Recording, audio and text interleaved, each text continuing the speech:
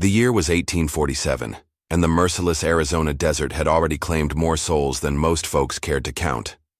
But on this particular scorching afternoon, as the sun beat down like the devil's own hammer, a tiny voice cut through the howling wind, a child's desperate cry that would change two lives forever. What kind of monster leaves a 5-year-old girl to die alone in the wilderness? The answer lay buried in secrets darker than the approaching storm clouds. Ezra Whitmore pulled his weathered hat low over his eyes and squinted against the relentless sun. His horse, a sturdy mare named Patience, picked her way carefully across the rocky terrain. The widower had been traveling for 3 days straight, heading toward the small town of Copper Ridge, where he hoped to find work at the new silver mine. The crying reached his ears just as he crested a small hill. At first he thought it might be a wounded animal, but something about the sound made his blood run cold. It was human and young. "Whoa there, girl," he whispered to Patience, bringing her to a stop. The crying came again, weaker now, carried on the desert wind. Ezra dismounted and followed the sound, his boots crunching on the sun-baked earth.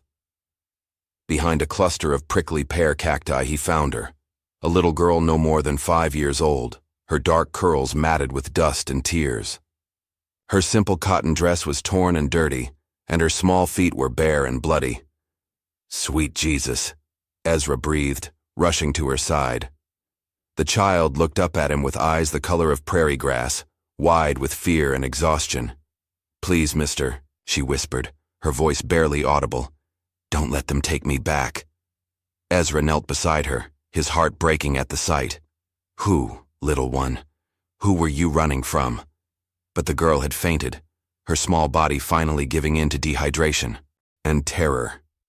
Ezra scooped her up gently, surprised by how light she was. She felt like a bird in his arms, all bones and fragile skin. He carried her to his horse and carefully lifted her onto the saddle, then climbed up behind her. "Hold on, little darling," he murmured. "We're going to get you some help." As Patience carried them toward Copper Ridge, Ezra's mind raced. Who would abandon a child in the desert? The very thought made his stomach turn. He had lost his own daughter, Mercy, to scarlet fever just 2 years ago, along with his beloved wife, Ruth. The pain of that loss still cut deep, and seeing this abandoned child brought it all rushing back. The girl stirred in his arms as they rode. "Mama," she whispered, then began to cry again. "Shh, it's all right now," Ezra soothed. "You're safe. They said I was cursed," the child sobbed. "Papa said I brought the devil's luck." Ezra's jaw tightened. "What's your name, sweetheart?" "Evangeline," she whispered, "but Mama called me Evie." "Well, Evie, my name is Ezra, and I promise you're safe now. Nobody's going to hurt you anymore." As they approached the outskirts of Copper Ridge, Ezra saw dust clouds rising in the distance. 3 riders were approaching fast, their horses lathered with sweat. Something about their urgency made Ezra uneasy. "Papa!"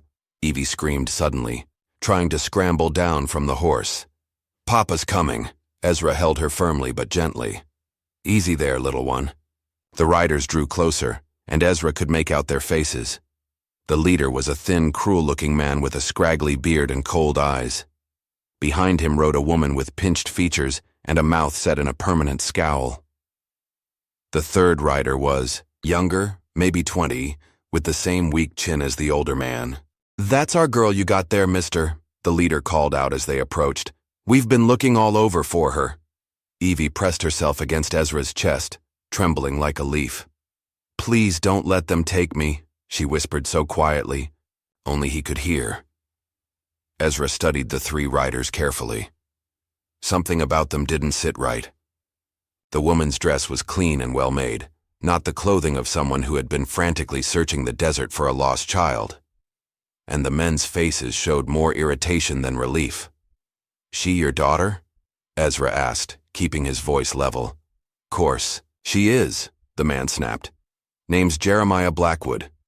This here's my wife, Prudence, and my boy, Caleb. The girl wandered off this morning. Been worried sick." But Ezra noticed that none of them looked at Evie with love or concern. If anything, they seemed annoyed by her presence. Funny thing, Ezra said slowly. I found her about 15 miles south of here. That's a long way for a little girl to wander. Jeremiah's eyes narrowed. She's always been a runner, wild as an Indian, this one. Now hand her over, and we'll be on our way. No, Evie cried out, clinging to Ezra's shirt. Please, Mr. Ezra. They left me there. They rode away and left me. The accusation hung in the air like smoke from a gunshot. Prudence Blackwood's face went pale, and Caleb looked away uncomfortably. The girl's touched in the head, Jeremiah said quickly, always making up stories. Come on, Evie, we're going home. But Ezra had seen enough. The fear in the child's eyes was real, and the adult's reactions told him everything he needed to know. These weren't loving parents who had lost their child. They were the ones who had abandoned her. I don't think so, Ezra said quietly, but his voice carried the weight of absolute determination. Jeremiah's hand moved to the pistol at his hip. Mister, I don't know who you think you are, but that girl belongs to us. We got papers to prove it. What kind of papers? Ezra asked, not moving his own hand toward his weapon, but ready to if necessary. Marriage certificate showing she's my wife's child from her first marriage, Jeremiah replied smoothly. The girl's father died in a mine accident. We took her in out of Christian charity. Ezra looked down at Evie, who was shaking her head frantically. That true, little one? No, Evie whispered. My real papa died when I was little. Mama married him after. He said I was bad luck, said I made the crops fail and the chickens die. They drove me out in the desert and left me. The raw honesty in the child's voice was unmistakable. Ezra had heard enough lies in his 43 years to know the truth when he heard it. Sounds like you folks need to find yourselves another child to torment, Ezra said, his voice cold as winter wind. Jeremiah's face twisted with rage. You got no right. She's legally ours. And you got no right to abandon a child in the desert to die, Ezra shot back. The way I see it, you forfeited any claim you had when you rode away and left her. The tension stretched taut between them. Caleb shifted nervously in his saddle, and Prudence looked like she wanted to be anywhere else, but Jeremiah's eyes burned with a fanatic's fire. She's cursed, I tell you, he shouted. Ever since she came to us, nothing but bad luck. Crops failed, livestock died, my wife took sick. The girl's got the devil in her. The only devil I see here is you, Ezra replied. Now ride on before I decide to take this matter to the sheriff. For a moment it looked like Jeremiah might draw his gun. His hand twitched toward the weapon, and Ezra tensed, ready to protect. Evie with his life if necessary, but Prudence suddenly spoke up. Jeremiah, let's just go. We don't need the trouble. The girl's more trouble than she's worth anyway, Caleb added, always crying and carrying on. Jeremiah's face went through a series of expressions, rage, frustration, and finally a kind of cold calculation. Fine, he spat. Keep the cursed brat, but don't come crying to us when your luck turns sour. He wheeled his horse around and spurred it hard, riding off toward the west. Prudence and Caleb followed, neither looking back. Ezra watched them until they disappeared into the heat shimmer, then looked down at Evie. She was still trembling, but some of the terror had left her eyes. They're gone now, sweetheart, he said gently. They can't hurt you anymore. Are you going to keep me? Evie asked in a tiny voice. The question hit Ezra like a physical blow. He hadn't thought beyond rescuing her from the desert and protecting her from those awful people. But now, looking into her hopeful green eyes, he realized he couldn't just abandon her again. Would you like that? He asked softly. Evie nodded solemnly. You're kind, Mr. Ezra, and you smell like my real papa did, like leather and tobacco and sunshine. Ezra felt his throat tighten with emotion. Well then, I reckon we'd better get you cleaned up and fed. You hungry? Yes, sir, Evie whispered. Copper Ridge was a typical frontier town. A single main street lined with wooden buildings, a saloon, a general store, a church, and a handful of houses. Ezra rode straight to the doctor's office where a kindly older man named Dr. Patterson examined Evie and pronounced her dehydrated and exhausted, but otherwise unharmed. Whoever left this child in the desert should be horsewhipped, the doctor muttered as he cleaned the cuts on her feet. "She's lucky you found her when you did. Another day and—" He didn't finish the sentence, but Ezra understood. After the doctor's visit, Ezra took Evie to the general store to buy her some proper clothes and shoes. The storekeeper's wife, a motherly woman named Mrs. Henderson, took one look at the little girl and immediately began fussing over her. "Oh, you poor lamb," she cooed, helping Evie try on a simple blue dress. What kind of monsters would treat a child so? As Mrs. Henderson worked, she peppered Ezra with questions about his plans. "You taking her to the orphanage in Phoenix?" "No," Ezra said firmly. "I'm keeping her." Mrs. Henderson raised an eyebrow. "A bachelor raising a little girl? That's going to be quite a challenge." "I raised my own daughter," Ezra replied quietly, "until she died."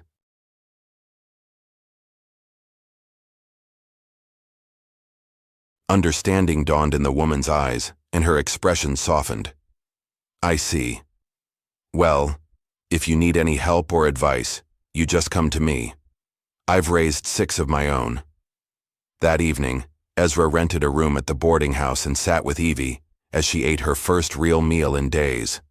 She was still shy and jumpy, flinching whenever anyone moved too quickly, but she seemed to trust him. "Mr. Ezra," she said as he tucked her into bed. "What is it, little one? Will you tell me a story?" Ezra smiled, remembering all the nights he had told stories to his daughter Mercy. "What kind of story would you like?" "A happy one," Evie whispered, "with a little girl who finds a new papa who loves her." Ezra's heart clenched, but he nodded. "Once upon a time, there was a brave little girl who lived in a place where nobody understood how special she was." Over the next few weeks, Ezra found work at the silver mine while Evie stayed with Mrs. Henderson during the day. The arrangement worked well. Mrs. Henderson enjoyed having a young child to fuss over, and Evie began to bloom under the woman's patient care. But the child still carried the scars of her abandonment. She would wake up screaming from nightmares, crying for her mother. During the day, she would sometimes ask anxiously if Ezra was coming back, as if she expected him to disappear like everyone else in her life. "She'll heal," Dr. Patterson assured Ezra during one of their visits. "Children are resilient, but it'll take time and patience." Ezra had plenty of both. He had learned patience during his own grief, and time was something he was willing to give freely. Every evening he would sit with Evie and listen to her talk about her day, her fears, and slowly her hopes. "Mrs. Henderson taught me to make biscuits today," she announced one evening, her face bright with pride. "Did she now? And how did they turn out?" "A little burned on the bottom, but she said that just means they're well done," Evie giggled. These moments of childish laughter were precious to Ezra. Each one was a sign that Evie was healing, that the scared, desperate child he had found in the desert was gradually becoming a normal little girl. But their peaceful existence was shattered one afternoon when Ezra returned from the mine to find Mrs. Henderson in tears and Evie nowhere to be seen. "They took her," Mrs. Henderson sobbed. "Those awful people came back with some kind of official paper, said they had legal custody." Ezra's blood ran cold. "Where did they take her?" "Back toward their homestead, I think, about 10 miles west of here." "Oh, Ezra, she fought so hard, kept screaming for you." Without another word, Ezra ran to the stable, saddled Patience, and rode out of town like a man possessed. The Blackwood homestead was a ramshackle collection of buildings surrounded by failing crops and dead livestock. The scene only confirmed what Ezra had suspected. These people were failures looking for someone to blame for their misfortunes. He could hear Evie crying from inside the house as he approached. The sound made his vision blur with rage. Jeremiah emerged from the house, a shotgun in his hands. "I told you to stay away, Whitmore. The girl's ours legally now." "Where'd you get the papers?" Ezra asked, dismounting but keeping his hands visible.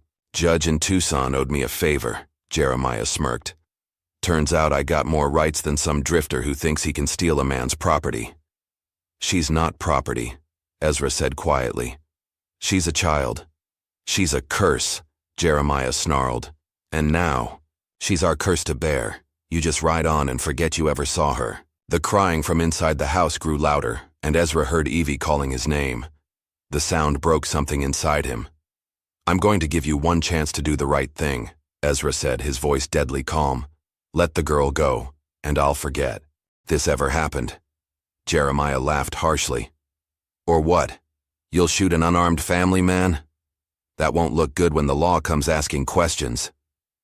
But Ezra had noticed something Jeremiah hadn't: smoke beginning to curl from the back of the house. In their haste to secure Evie, someone had left a cooking fire unattended. "Your house is on fire," Ezra said simply. Jeremiah spun around, saw the smoke, and cursed. "Prudence! Prudence! Get out here!" The woman came running from the house, coughing, and dragging Evie behind her. The little girl broke free and ran straight to Ezra, who scooped her up in his arms. "Mr. Ezra," she sobbed, "I knew you'd come. I knew you wouldn't leave me." Chaos erupted as the Blackwoods tried to save their burning home. Ezra didn't waste time gloating. He carried Evie to his horse and rode away as fast as patience could. Carry them. Back in Copper Ridge, Ezra knew their troubles weren't over. The Blackwoods had legal papers, forged or not, and they would likely try again. He needed help, and he knew where to find it. Judge Samuel Morrison was an old friend of Ezra's father, a fair man who had earned respect throughout the territory. Ezra took Evie to Phoenix, where the judge held court, and laid out the whole story.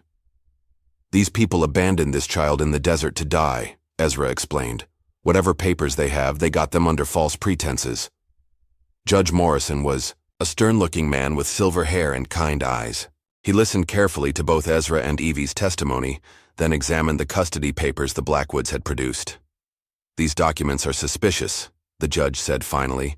"The handwriting doesn't match Judge Carson's usual style, and the dates don't line up. I'm going to investigate this matter thoroughly." It took 3 weeks, but the judge's investigation revealed that Jeremiah Blackwood had indeed forged the custody papers. Judge Carson in Tucson had never seen the man, much less granted him custody of anyone. Furthermore, Judge Morrison announced, "In court, the testimony of the child and several witnesses makes it clear that the Blackwoods abandoned her in the desert with intent to cause her death. They have forfeited any legal claim to her care." Jeremiah Blackwood was sentenced to 2 years in prison for forgery and child abandonment. Prudence and Caleb were banned from coming within 50 miles of Copper Ridge, but the most important part of the judgment came last. "As for the child, Evangeline," Judge Morrison said, looking directly at Ezra, "she needs a stable home with someone who will love and protect her. Mr. Whitmore, are you prepared to formally adopt this child and give her your name?" Ezra looked down at Evie, who was holding his hand tightly. "More than anything in the world, Your Honor." "Then by the power vested in me by the territory of Arizona, I hereby grant you full custody and adoption rights. Evangeline Whitmore, you are now officially this man's daughter." The adoption changed everything and nothing at the same time. Legally, Evie was now Ezra's daughter, but in their hearts, they had been father and daughter since that first day in the desert. They returned to Copper Ridge, where the whole town celebrated with them. Mrs. Henderson cried happy tears and insisted on making a special cake. Dr. Patterson gave Evie a thorough examination and pronounced her the healthiest, happiest child he'd seen in years. "She's put on weight, and that haunted look is gone from her eyes," he told Ezra privately. "You've worked a miracle with this child." But Ezra knew the real miracle was what Evie had done for him. She had given him a reason to hope again, a reason to build a future instead of just surviving each day. They rented a small house on the edge of town, and Ezra began to dream of bigger things. The silver mine was doing well, and he was saving money. Maybe someday they could buy a little ranch, raise some cattle and horses. Evie loved animals, and she deserved to have pets and wide-open spaces to run in.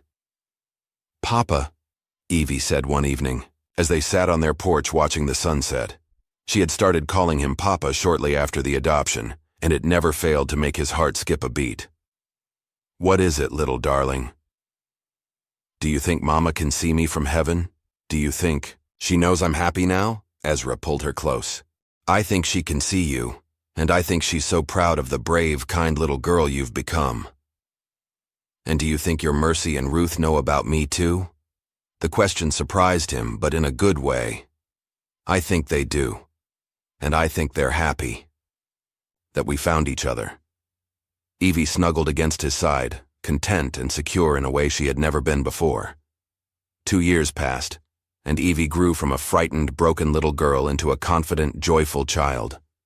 She attended the local school, where she proved to be bright and eager to learn. Her teacher, Miss Collins, often commented on her resilience and kindness toward other children. She has a special gift for comforting others who are hurting, Miss Collins told Ezra during a school meeting. Yesterday, when little Tommy Miller was crying because his father scolded him, Evie sat with him and told him that sometimes grown-ups get angry, but that doesn't mean they don't love us. It was quite profound for a 7-year-old. Ezra wasn't surprised. Evie's own experiences had given her wisdom beyond her years, but she wore that wisdom lightly, without bitterness or self-pity. At home, she helped with cooking and cleaning, chattering constantly about her friends at school, her lessons, and her dreams for the future. "When I grow up, I want to help children who don't have papas," she announced one day, while helping Ezra tend their small garden. "That's a fine ambition," Ezra replied, his heart swelling with pride. "Maybe I could be a teacher or work at an orphanage or—" She paused, considering. "Or maybe I could just be a mama to lots of children who need one." The simple goodness of her heart amazed him daily. Despite everything she had endured, Evie had emerged with a desire to help others rather than with anger or fear. Their life wasn't without challenges. The mine work was dangerous, and there were days when Ezra came home exhausted and covered in dust. Money was sometimes tight, especially when Evie needed new clothes or school supplies. But they faced everything, together, and their bond only grew stronger.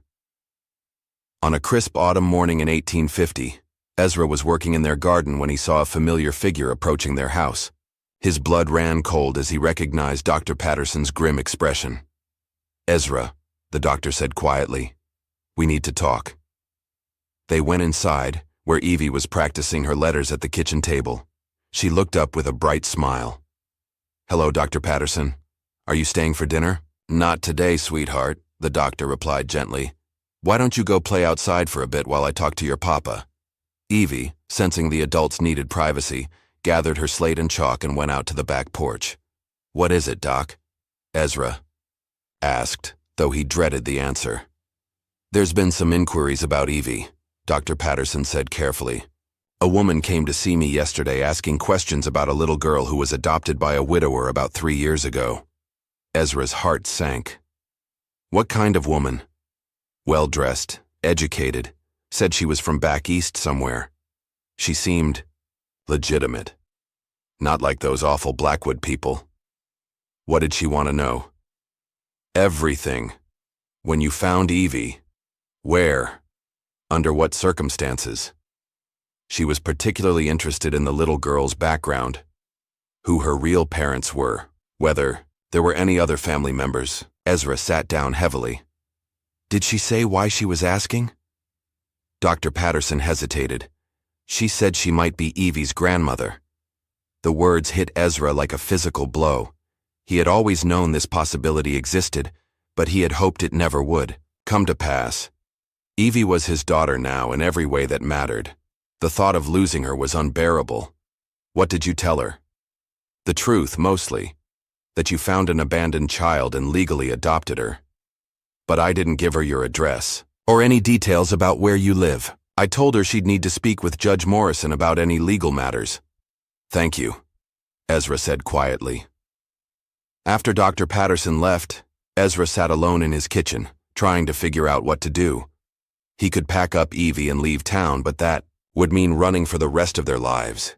Besides, if this woman was truly Evie's grandmother, didn't she have a right to know her granddaughter was alive and well? The sound of Evie's laughter from the back porch made his decision for him.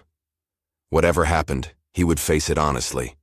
Evie deserved the truth, and if there was family out there who truly loved her, he couldn't deny her that connection. The woman who knocked on their door the next evening was nothing like Ezra had expected. She was perhaps 60 years old, with silver hair neatly arranged and wearing a simple but well-made traveling dress. Her face was kind, but marked by deep sadness, and her eyes were the same distinctive green as Evie's. Mr. Whitmore? She asked, hesitantly. My name is Catherine Moorfield. I believe you may have my granddaughter. Ezra invited her in, his heart pounding. Evie was at the kitchen table doing her homework, and she looked up curiously at the stranger. Evie, Ezra said gently, this lady has come to visit us. Catherine Moorfield stared at Evie with tears in her eyes. Oh my, she whispered. You look… Just like your mother did at your age. Evie put down her pencil and studied the woman with a child's frank curiosity. Are you my grandmother? She asked directly. Catherine nodded, unable to speak for a moment. I believe I am, child. My daughter's name was Margaret. She had hair just like yours and eyes the same color. My mama's name was Margaret, Evie said, matter-of-factly. But she died when I was little. Are you really my grandmother? I think so, sweetheart. I've been looking for you for 3 years. Over the next hour, Catherine told her story. Her daughter Margaret had married young, against her parents' wishes, to a man who turned out to be a drunk and a gambler. When Margaret died of consumption, her husband had disappeared with Evie, leaving no forwarding address. I hired investigators, Catherine explained. It took them 3 years to track down what happened. They found out that your mother's husband sold you to the Blackwoods for $50 and a bottle of whiskey. Evie's face went pale. He sold me? Ezra reached for her hand. That's all in the past now, sweetheart. What matters is that you're here with people who love you. Catherine nodded vigorously. That's exactly right. Mr. Whitmore, I can't begin to thank you for saving her and giving her a home. I've heard the whole story from Judge Morrison. Then you know she's legally my daughter now, Ezra said quietly. Yes, and I wouldn't dream of trying to change that, Catherine replied quickly. You've given her something I never could have. A father's love and a stable home. I'm not here to take her away from you. Then what do you want? Ezra asked, confused. Catherine smiled through her tears. I want to be part of her life, if you'll let me. I want to be her grandmother, to watch her grow up, to spoil her a little bit. I have a big house back in St. Louis that's far too empty, and I have money that could help secure her future. But most of all, I want her to know that she comes from people who loved her, that her mother was a good woman who died too young. Evie had been listening to all of this with wide eyes. Papa? She said uncertainly. What do you think? Ezra looked at this woman who had traveled halfway across the country to find her granddaughter, and he saw genuine love in her eyes.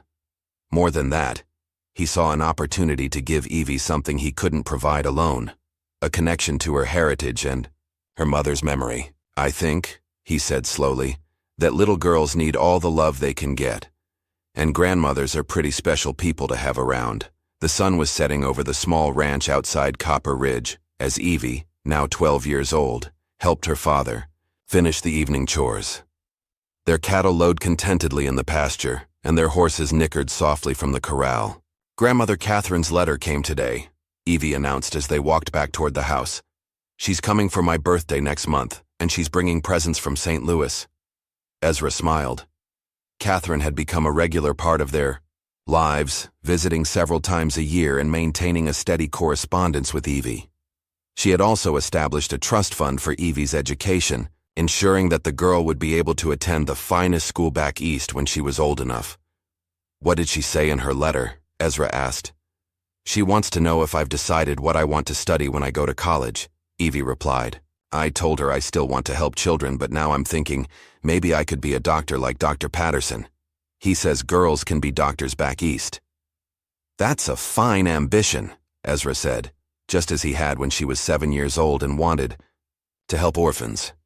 They had reached the porch of their comfortable ranch house, a far cry from the tiny rental in town. Ezra had done well with his investments, and Catherine's financial help had allowed them to buy land and build their dream home. Papa?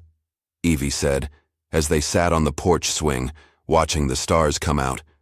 What is it, darling? Do you ever wonder what would have happened if you hadn't found me that day?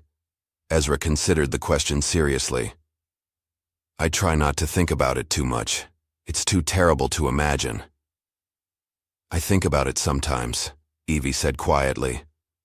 And I think maybe it was meant to happen that way. Maybe Mama and your Ruth and Mercy arranged it somehow, from heaven.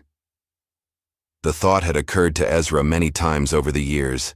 The timing had been so perfect, so unlikely. If he had traveled a different route, or left a day earlier or later, he never would have heard her crying in the desert. Maybe they did, he agreed. I know this. Finding you saved me just as much as I saved you. Evie snuggled against his side, just as she had as a frightened 5-year-old. But now she was confident and strong, full of dreams and possibilities. I love you, Papa, she said sleepily. I love you too, little darling. More than all the stars in the sky.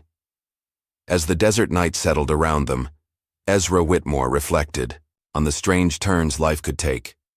He had lost everything, his wife, his daughter, his hope for the future.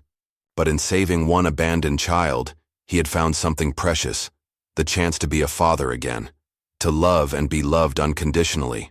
The little girl who had been left to die by wicked parents had instead found life, love, and a future brighter than the Arizona stars. And the struggling widower who found her had discovered that sometimes the greatest blessings come disguised as the greatest tragedies. In the distance, a coyote howled at the moon, but it was no longer a sound of loneliness. It was simply part of the vast, beautiful wilderness that had brought them together and made them a family. The end of their story was really just the beginning of a lifetime of love, laughter, and the quiet satisfaction of knowing that sometimes, when everything seems lost, the best is yet to come, is yet